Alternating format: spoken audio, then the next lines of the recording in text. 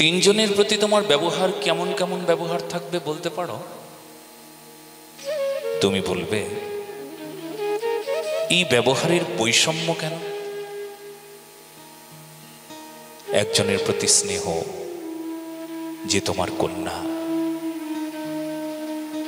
যে তোমার মা, তার জন্য শ্রদ্ধা।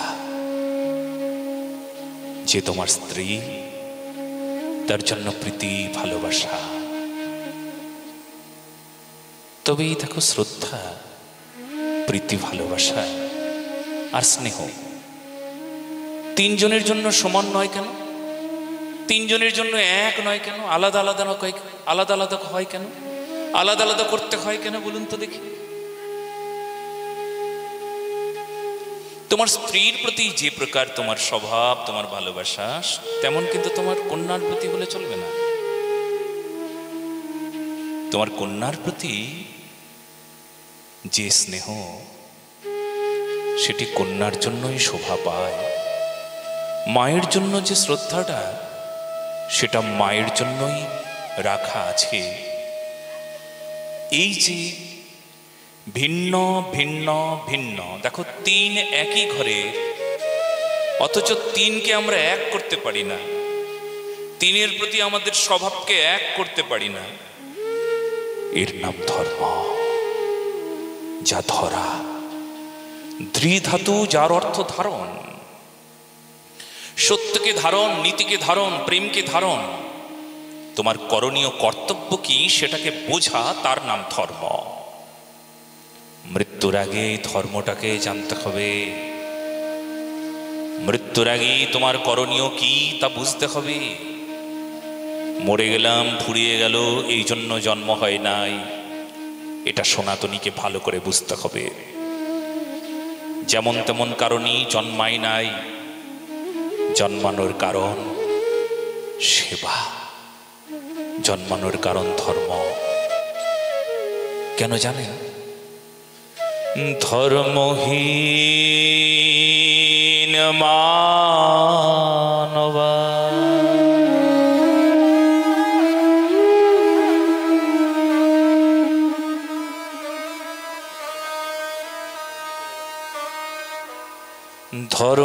ধর্মহীন মানবা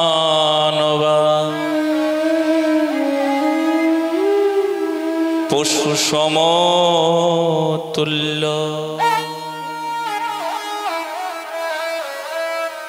পশুর মধ্যেই ধর্মটা নাই। তার স্ত্রী, তার কন্যা, তার মা, পাশের বাড়ি আরেকজন মায়ের মতন তিনি সম্মানের যোগ্য। আমার পাশের বাড়ির ওই যে মেয়েটি রাস্তায় দেখতে পাচ্ছি, ও আমার কন্যার মতন যত্নের। পশুর মধ্যে নাই। ভালো করে বুঝে নিন। এই কথাগুলো কেউ বলবে না, কিন্তু ভীষণ গুরুত্বপূর্ণ কথা শোনাতে চলেছি। পশু জানে না, কুকুরটা বোঝে না, সিংহ বোঝে না, বাঘ বোঝে না, অন্য কোনো প্রাণীর তার ধর্ম জ্ঞান নাই। একমাত্র মানুষ আছে। ধর্ম কি? ধর্ম হলো সেই চেতনা বোধ। আজকাল ধর্ম শব্দ শুনলেই মানুষ নাসিকা কুঞ্চন করে, অথচ যে বিজ্ঞান, ধর্ম বিজ্ঞান, যে ধর্ম বিজ্ঞানকে গ্রহণ করলে মানুষের মনস্তাত্ত্বিক বিশুদ্ধ বিশুদ্ধ ভাবনার জন্ম হয়, মানুষের মনের উন্নতি হয়, তার নাম ধর্ম, তার নাম সত্য সনাতন।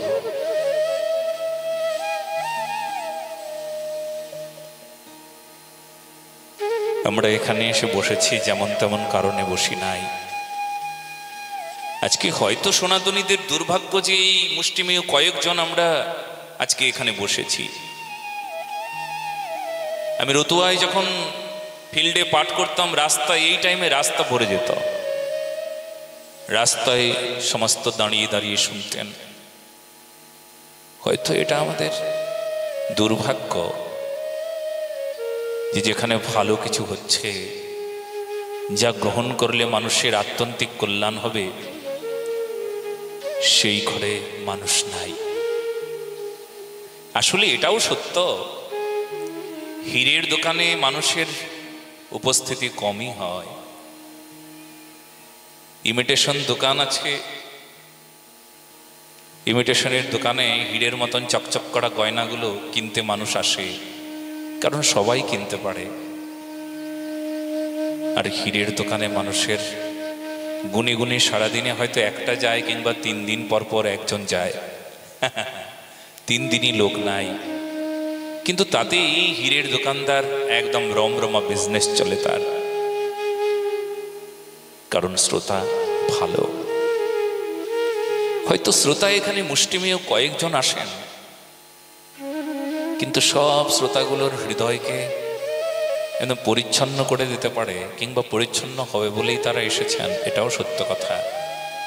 তো আমরা শুনছিলাম মৃত্যুর আগে সবাইকে তৈরি হতে হবে, মরণের আগে চলুন তৈরি হয়ে যাই। এমনি মরে গেলে চলবে না, সত্য সনাতন ধর্মীর পতাকাটা হাতে নিয়ে শক্ত করে ধরে তারপর মরব। ভারতবর্ষের তেরঙ্গটাকে হাতে নিয়ে শক্ত করে ধরে সবার ওপরে উঠিয়ে দিয়ে তারপর মরব। যদি মরি অমন করে মরব, আর যদি তার আগে মরণ হয়, কিছু না করে মরে গেলাম, অমন মরণ তো সবাই মরে গো। এজন্য কিছু করে মরতে হবে, এটি সনাতনীদের বিশেষ কথা। প্রশ্নটা ছিল বরিয়ানুষ্যতে প্রশ্ন, এটা বললেন শ্রী সুখদেব মহারাজ। প্রশ্ন ছিল আমার মৃত্যুর আগে কি করণীয়, মৃত্যু সামনে দাঁড়িয়ে আছে, আমার কি করা উচিত। শ্রী সুখদেব মহারাজ বলছেন,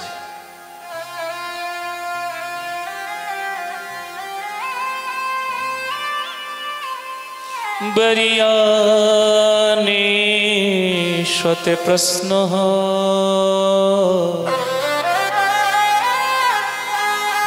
ক্রেতলোকহিতং নৃপ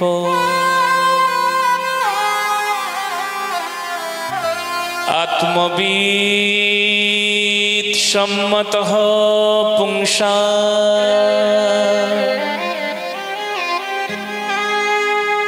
শ্রোতাভ্যা দিশূয় পরো।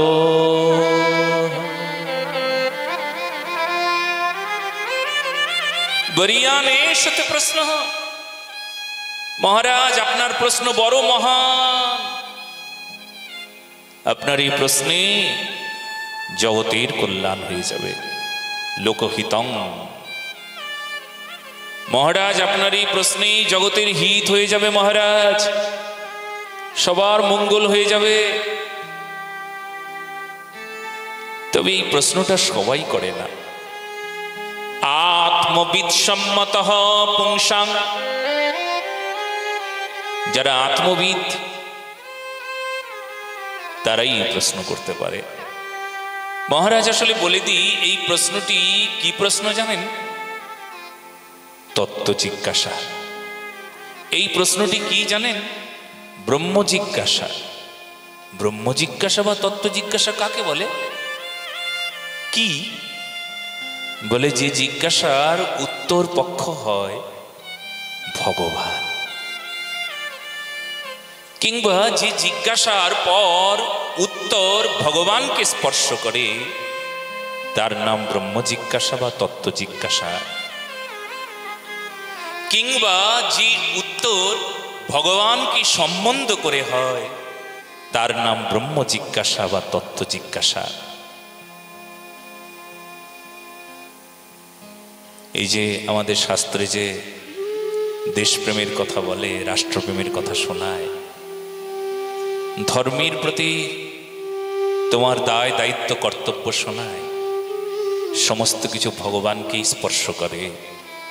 সব কিছু মানব জীবনের আত্যন্তিক কল্যাণের মূলেই হল এই ভাগবত ধর্ম। বড় গুরুত্বপূর্ণ বিষয়। সেই জন্য যদি প্রশ্ন করতে হয় তাহলে কোন প্রশ্নটা করা উচিত? সবচাইতে ভালো প্রশ্ন কি? আসলে তো আমরা গীতায় শুনেছি যে শ্রী গুরুদেবকে জিজ্ঞাসা করতে হবে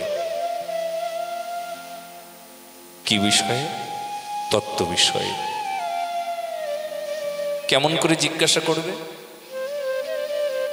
খুব শ্রদ্ধার সাথে।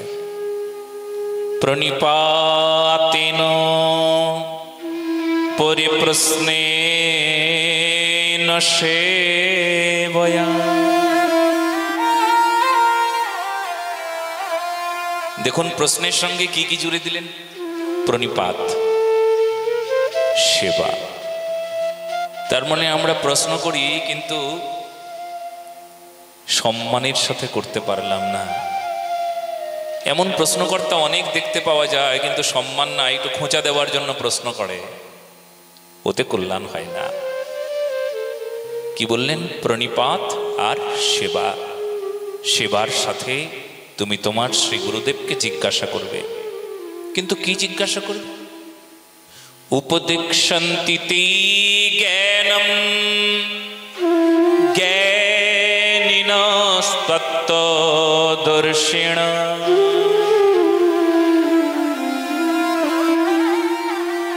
কি জিজ্ঞেস করবে গো?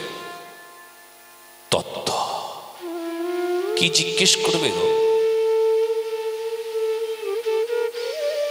সেই তত্ত্ব জিজ্ঞেস করবে, সেই তত্ত্ব শুনবার জন্য আগ্রহ করবে, যা শুনলে জীবন বদলে যায়, চরিত্র বদলে যায়।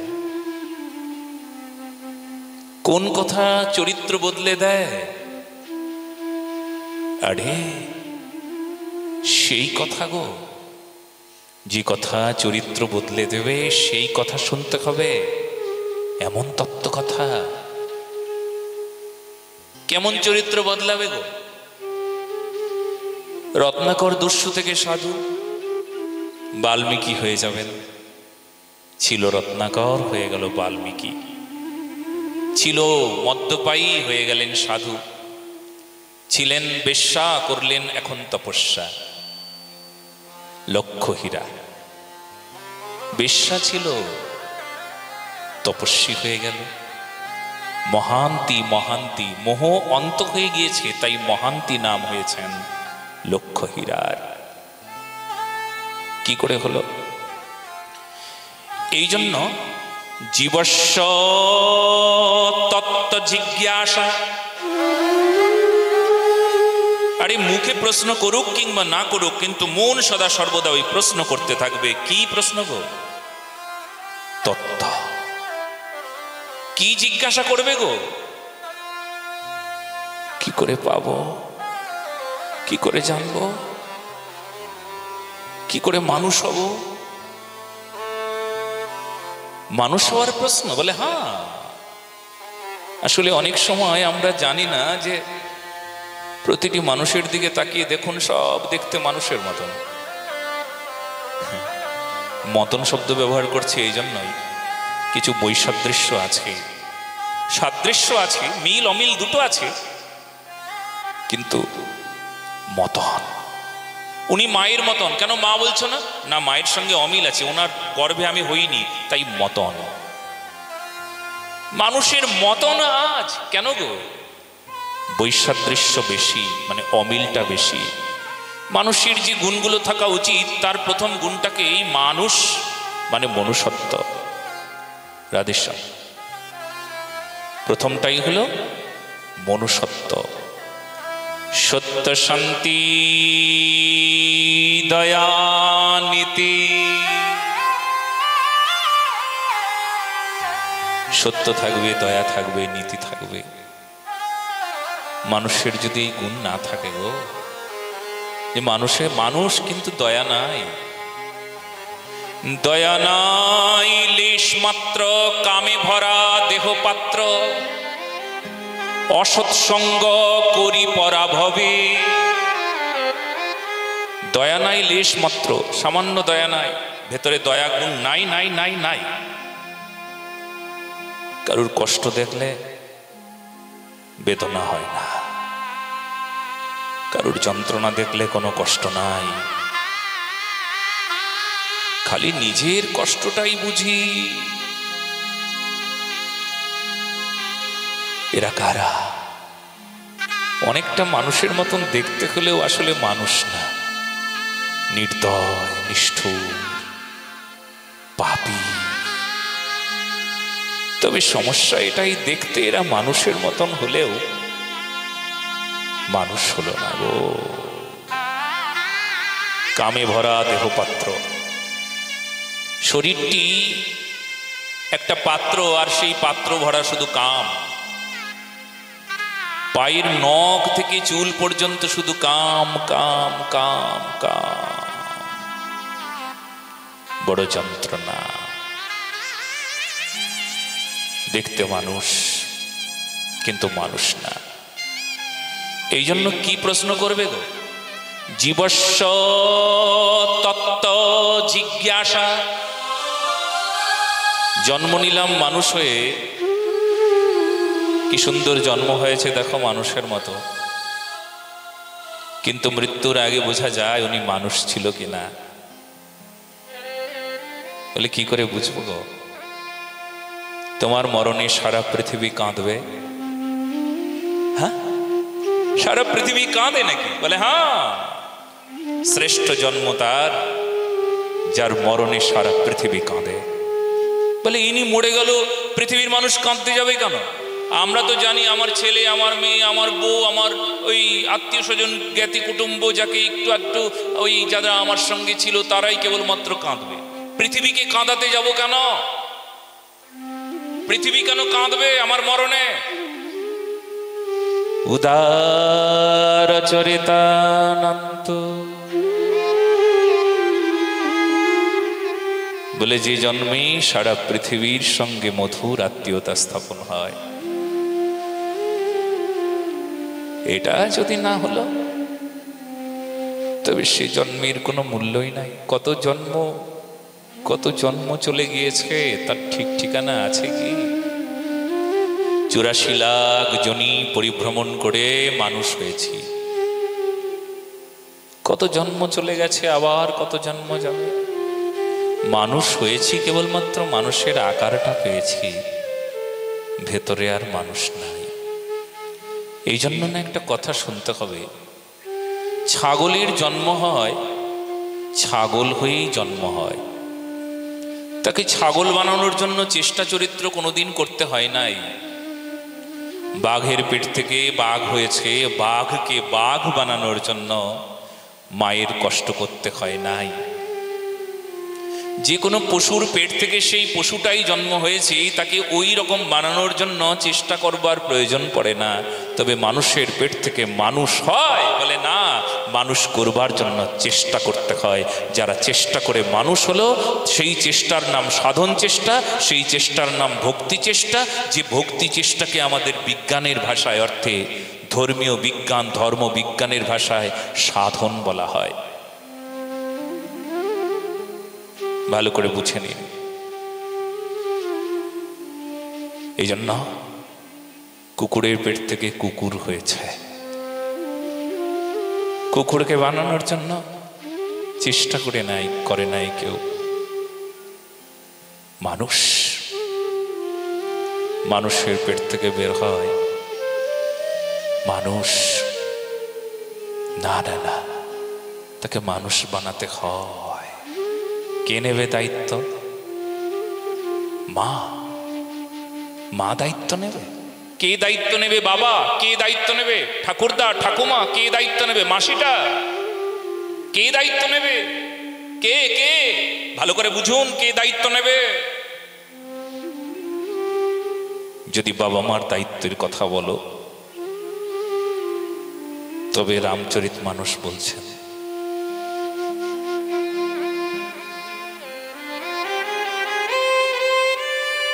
পিতর মাতর বালক নহ বোলাবই, পিতর মাতর বালক নহ বোলাবই, উদর ভরয়ে সোই धर्म सिखावै उदर भरै सोई धर्म सिखावै।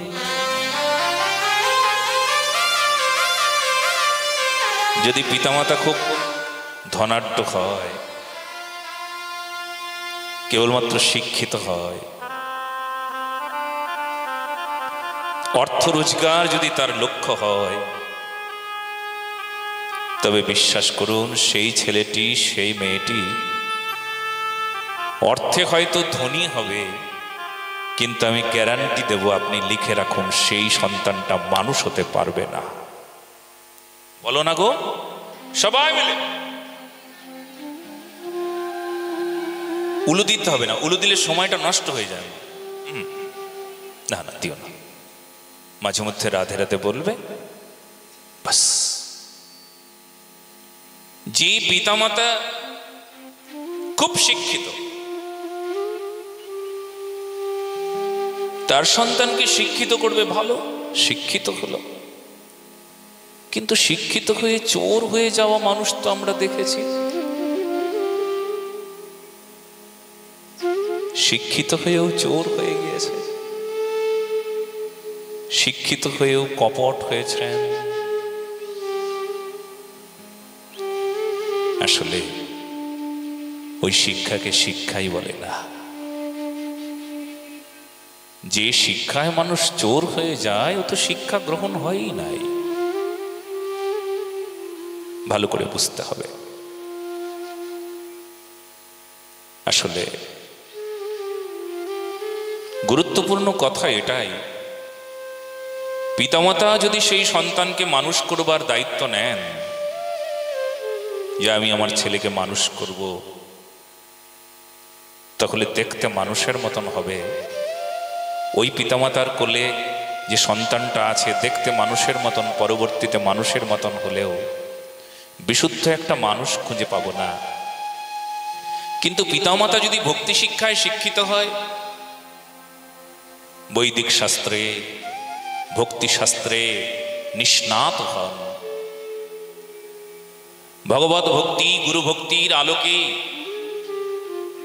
তার হৃদয়ের সমস্ত পাপ পঙ্কিলতা দূর হয়ে যায়, তাহলে সেই সন্তান মানুষ হবে।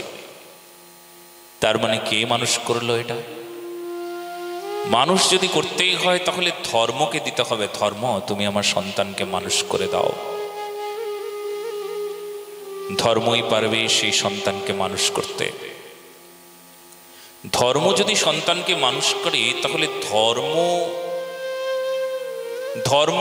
ধর্ম কি কোনো বস্তু নাকি যে দিয়ে দিলাম, এই নাও, এই আমার ছেলেকে মানুষ করে ফিরিয়ে দাও? না, এমন কোনো বস্তু নয়। ধর্ম কি?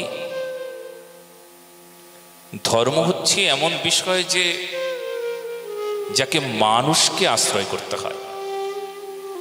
মানুষ সেই ধর্মকে নেবেন, আর সেই ধর্মকে নেবার পর সেই ধর্ম কি করবে না? ধর্ম কি দিয়েছেন মানুষকে? ধর্ম মানুষকে সেই নিষেধাজ্ঞা জারি করেছেন, আদেশাজ্ঞা জারি করেছেন। নিষেধাজ্ঞা জারি করবার যে বিষয়গুলো আছে তাকে বলা হয় ত্যাগমুখী অনুশীলন। আদেশাজ্ঞা জারি করবার যে বিষয়গুলো তাকে বলে আনুকূল্য বা গ্রহণাত্মক অনুশীলন। একটা হলেন বর্জনাত্মক, একটা হলো গ্রহণাত্মক। একটা হলো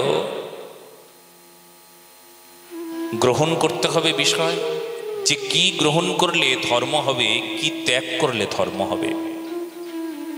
যা ভুল, যা কুসংস্কার, যা অন্যায়, যা মিথ্যা, যা ছল, এই সমস্ত বিষয়কে পরিত্যাগ করতে হবে, তবে ধর্ম হবে।